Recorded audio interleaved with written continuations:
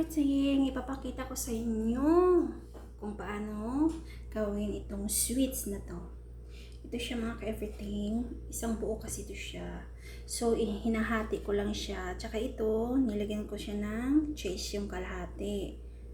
So, ganito na ang labas niya.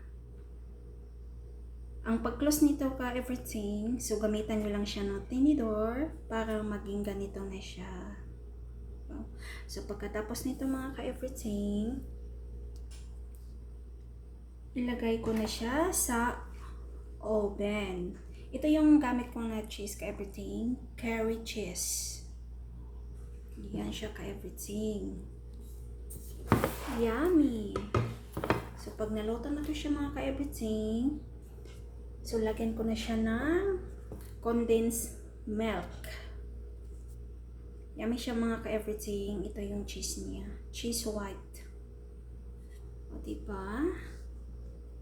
Yummy-licious. So ito, hindi pa to siya tapos mga ka-everything. Pinakita ko lang sa inyo kung paano siya ilagay yung cheese.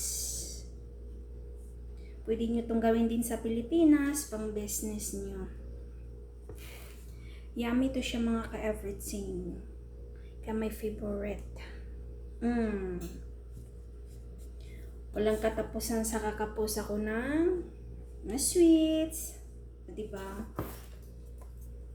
Kahit ano mapag-isipan ko mga ka-everything, gawin ko talaga siya. Siyempre, para namang mabusog tayo.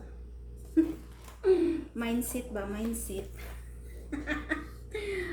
Oh, bye-bye mga ka-everything. Salamat sa pag-watch nyo sa aking video. Don't forget to like and share my videos.